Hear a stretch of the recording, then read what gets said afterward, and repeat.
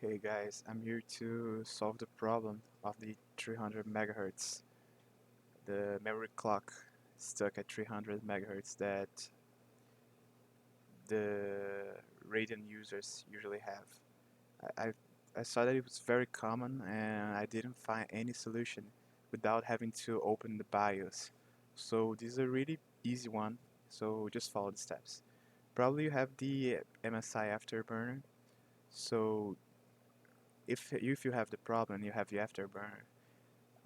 The GPU clock will be changing every once in a while, and your memory clock will be stuck at 300 megahertz. I don't know if someone have a problem with a different megahertz stuck on a different point, but the most common is the 300 megahertz I saw. So it'll be stuck here, and GPU clock will be changing. So that's how I did. I opened the Radeon software.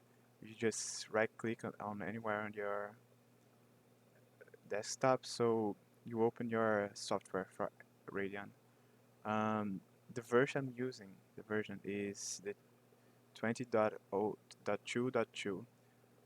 So if you have a more updated one, you can just download this older version from Radeon's website, and you can do it from this version. So if you want to be sure it will work. I don't know if it works in the more updated one. Probably it does, but well, okay. So let's get to it. We come here, you open the software, and you go to performance. When you open performance, you'll be at metrics, and this is your GPU clock. But the problem will be at VRAM. This graphic will be down here at more or less 300. Will be stuck at 300. Right now it's 2055, 65 because I already managed to solve this problem.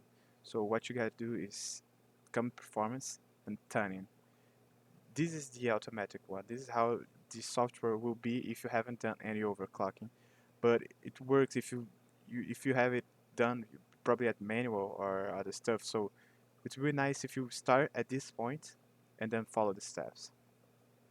The tuning control, you put it on manual and you open this part of the configuration.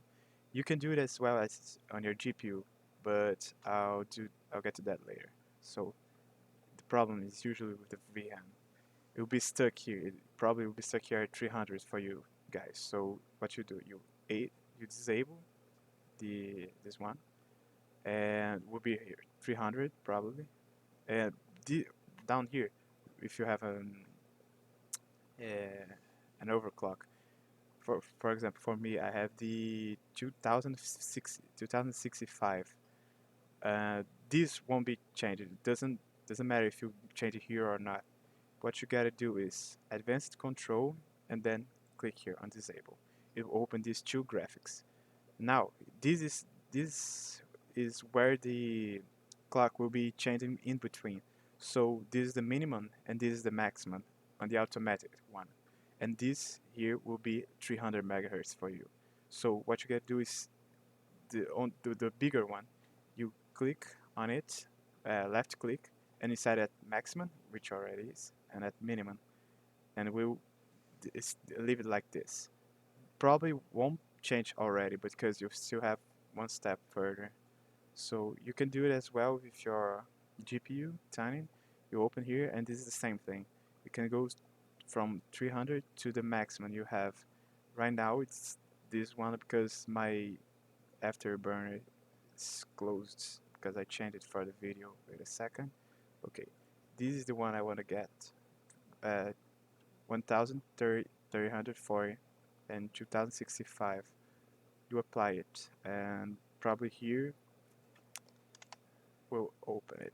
Let me take a second. Just let's do it again. Okay, so you come here and you disable, and here you go.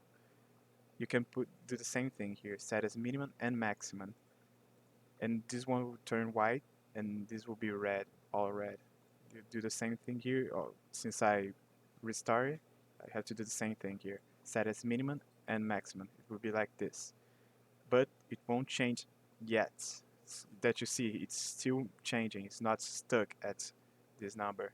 So what you gotta do is to finish, you have to click apply changes, and it will just stuck at yours and probably change the 300 problem here. Then you can just close this and your MSI Afterburner will be ready to go.